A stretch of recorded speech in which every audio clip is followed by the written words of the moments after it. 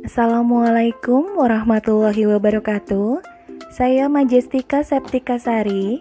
Pada kesempatan kali ini kita akan membahas terkait sebuah program pemerintah dalam bidang kesehatan, yaitu Gerakan Masyarakat Hidup Sehat atau lebih sering disebut dengan istilah GERMAS.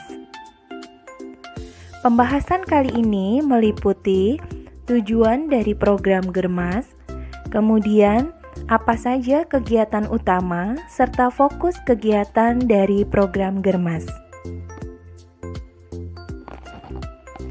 Program GERMAS secara umum bertujuan untuk meningkatkan kesadaran, kemauan, dan kemampuan masyarakat untuk dapat berperilaku dengan sehat dalam upaya meningkatkan kualitas hidupnya.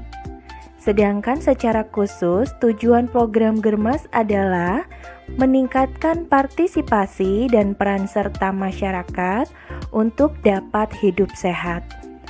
Dengan adanya partisipasi dan peran serta masyarakat dalam hidup sehat, maka diharapkan produktivitas masyarakat akan meningkat, sehingga masyarakat yang sakit akan berkurang dan dapat mengurangi beban biaya kesehatan.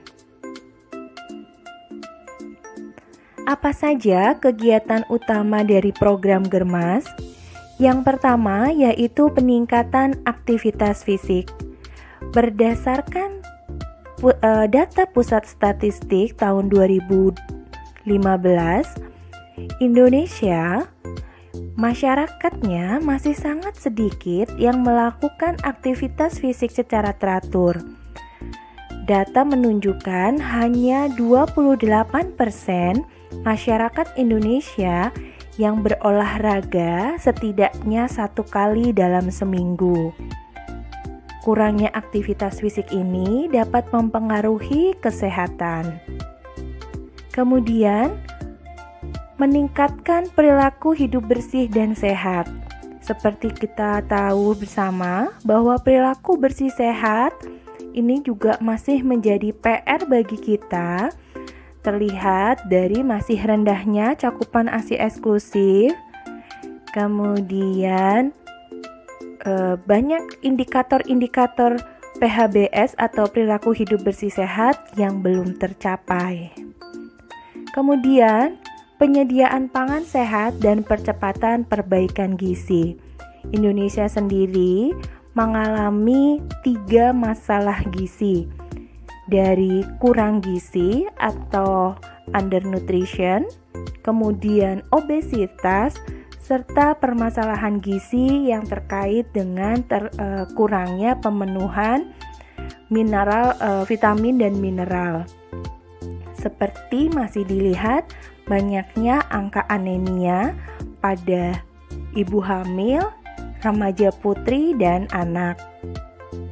Kemudian meningkatkan pencegahan dan deteksi dini penyakit. Jadi melalui program GERMAS ini diharapkan pencegahan dan deteksi dini penyakit dapat meningkat, sehingga beban pembiayaan kesehatan juga dapat dikurangi. Selain itu, kegiatan utama dari GERMAS yaitu peningkatan kualitas lingkungan dan peningkatan edukasi untuk melakukan hidup sehat. Fokus kegiatan dari GERMAS ada 3, yaitu melakukan aktivitas fisik, konsumsi sayur dan buah, serta melakukan pemeriksaan secara berkala. Mengapa aktivitas fisik menjadi fokus utama dalam program GERMAS? Karena dengan melakukan aktivitas fisik, ini dapat meningkatkan ketahanan fisik, kesehatan, dan kebugaran masyarakat. Jadi, dengan aktivitas fisik, maka risiko obesitas dapat dikurangi. Apabila risiko obesitas dikurangi, maka penyakit-penyakit degeneratif juga dapat berkurang, atau penyakit-penyakit yang tidak menular dapat berkurang. Seperti apa penyakit tidak menular yang saat ini merupakan masalah kesehatan yang paling banyak dialami di Indonesia? Antara lain adalah penyakit jantung, diabetes, tekanan darah tinggi, stroke, dan lain sebagainya. Dan juga penyakit kanker. Siapa saja sasaran dari program Germas terkait dengan fokus aktivitas fisik? Sasarannya adalah seluruh masyarakat Indonesia, terutama anak sekolah, ibu hamil, pekerja, serta lansia.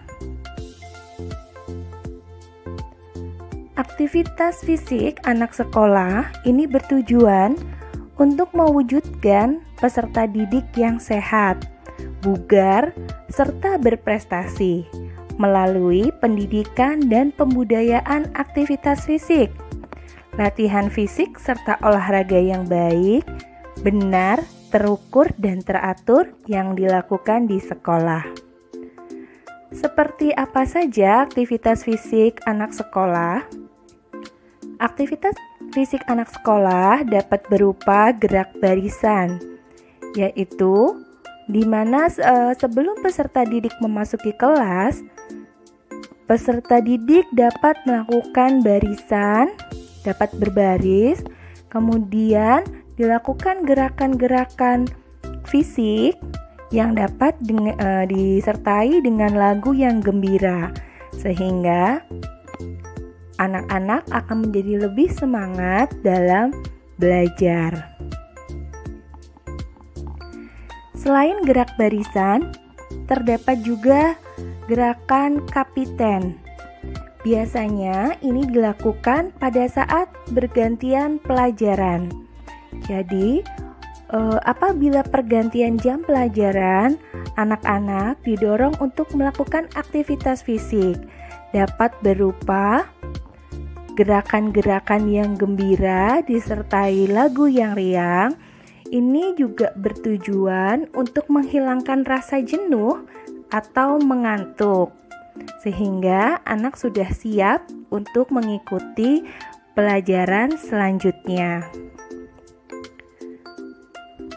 Aktivitas fisik anak sekolah juga dapat dilakukan pada saat waktu istirahat, di mana anak didorong untuk bermain, mengolah fisiknya. Selain itu, sekolah harus memfasilitasi anak didiknya untuk melakukan olahraga yang baik, benar, terukur, dan teratur di sekolah. Salah satunya yaitu senam anak bangsa. Senam anak bangsa ini adalah senam di mana dapat dilakukan pada saat jam olahraga dan dipandu oleh guru olahraga. Selanjutnya adalah aktivitas fisik pada usia reproduktif. Aktivitas fisik pada usia reproduktif dapat berupa senam sehat bugar. Senam sehat bugar ini merupakan senam aerobik low impact yang dirancang mengikuti ritmik, kontinuitas, dan durasi tertentu. Senam sehat bugar dirancang bagi pemula dan direkomendasikan untuk kegiatan-kegiatan senam bersama maupun lomba-lomba pada acara khusus. Hal yang perlu diperhatikan dalam melakukan senam sehat bugar atau melakukan aktivitas fisik pada usia reproduktif yaitu latihan fisik sebaiknya dilakukan 150 menit per minggu dengan interval 3-5 kali per minggu.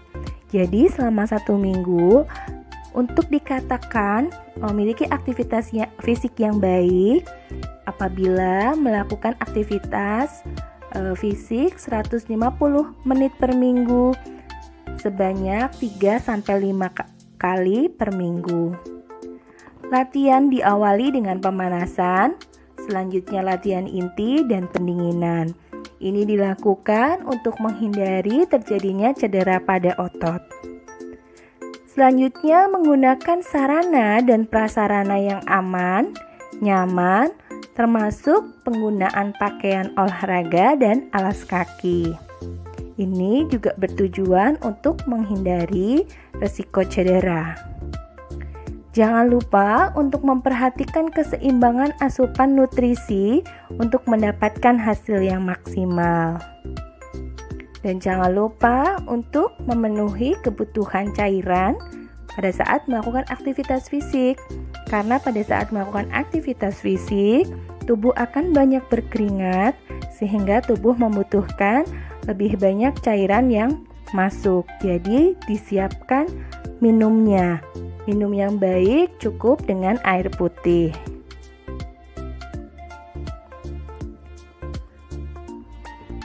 Aktivitas fisik pada usia reproduktif juga berkaitan dengan peregangan di tempat kerja. Banyak usia reproduktif yang bekerja selama 8 jam per hari. Nah, ini membutuhkan peregangan di tempat kerja.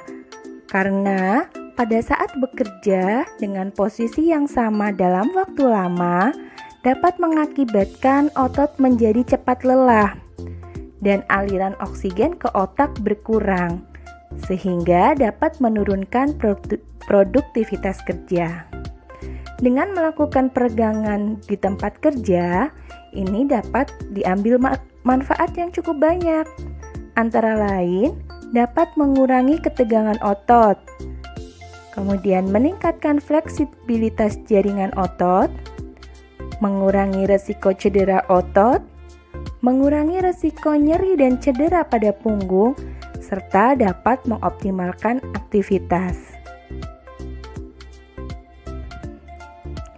Bagaimana peregangan di tempat kerja dapat dilakukan? Konsep peregangan di tempat kerja yaitu dilakukan secara berkala setiap 1-2 jam bekerja pada posisi yang sama. Jadi apabila Anda bekerja pada posisi yang sama, bisa saja duduk atau berdiri, maka setiap 1-2 jam Anda harus melakukan peregangan. Dilakukan secara statis dan dinamis dengan menggerakkan otot dan sendi pada kepala, leher, bahu, lengan, pinggang, dan kaki untuk menghilangkan kekakuan tubuh. Menahan sendi dan otot pada posisi teregang selama 8-10 detik. Setelah melakukan peregangan selama 8-10 detik, selanjutnya adalah melemaskan sendi dan otot secara perlahan. Nafas seperti biasa saja, dan pada gerakan tertentu, nafas diatur untuk memaksimalkan aliran oksigen ke otak. Peregangan di tempat kerja ini dilakukan perlahan-lahan, tidak perlu dipaksakan dan tidak perlu ada hentakan. Karena pada intinya, peregangan di tempat kerja adalah untuk melemaskan otot sehingga aliran oksigen dapat lancar menuju ke otak. Dengan demikian, maka produktivitas kerja dapat ditingkatkan. Fokus utama dari germas yang lainnya yaitu konsumsi buah dan sayur. Ini terutama adalah konsumsi buah. Masyarakat Indonesia masih sangat rendah untuk tingkat konsumsi buah. Padahal konsumsi buah dan sayur itu sangat memberikan manfaat bagi kesehatan. Jadi, mengapa fokus utama pada germas adalah konsumsi buah dan sayur? Apa sebenarnya yang menjadi tujuannya? Tujuannya yaitu meningkatkan kesadaran berperilaku hidup sehat melalui konsumsi buah dan sayur bagi seluruh lapisan masyarakat. Jadi buah dan sayur harus dimakan oleh seluruh masyarakat tanpa memandang usia. Bahkan bayi yang berumur lebih dari 6 bulan sudah harus diperkenalkan dengan buah dan sayur. Jika usianya masih 0 sampai 6 bulan, bayi hanya diberi ASI saja atau yang disebut dengan ASI eksklusif. Setelah usia 6 bulan, bayi mulai diperkenalkan dengan makanan pendamping ASI, termasuk di dalamnya adalah konsumsi buah dan sayur. Apa saja kegiatan dari konsumsi buah dan sayur? Dari fokus kegiatan konsumsi buah dan sayur, antara lain kampanye makan buah dan sayur. Kemudian makan buah bersama pada event-event tertentu. Membudayakan makan buah pada kudapan rapat. Jadi sekarang rapatnya snacknya diganti dengan buah, tidak lagi pakai gorengan.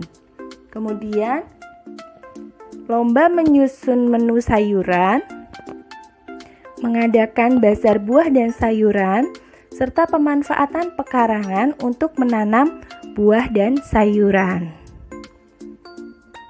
Ini adalah anjuran konsumsi sayur dan buah, yaitu dengan melihat proporsi dari piring makanku. Dalam sekali makan, untuk orang dewasa, itu setengah piringnya berisi buah dan sayur.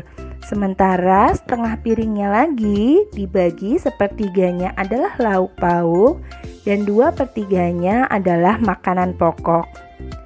Anjuran konsumsi sayur dan buah pada balita dan anak usia sekolah adalah 300 sampai 400 gram per orang per hari. Sedangkan bagi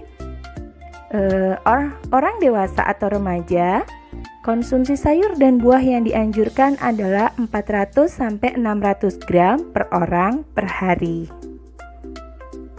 Yang terakhir yaitu fokus kegiatan pemeriksaan kesehatan rutin. Pemeriksaan kesehatan rutin ini terintegrasi dengan program Posyandu Penyakit Tidak Menular atau Posyandu PTM, di mana tujuannya adalah melakukan pencegahan penyakit tidak menular serta melakukan deteksi dini sehingga apabila ditemukan resiko penyakit tidak menular dapat dilakukan penata laksanaan sedini mungkin untuk dapat menghindari komplikasi yang lebih lanjut. Demikian tadi penjelasan terkait dengan program Gerakan Masyarakat Sehat atau disebut dengan Germas. Semoga bermanfaat. Terima kasih atas perhatiannya. Wassalamualaikum warahmatullahi wabarakatuh.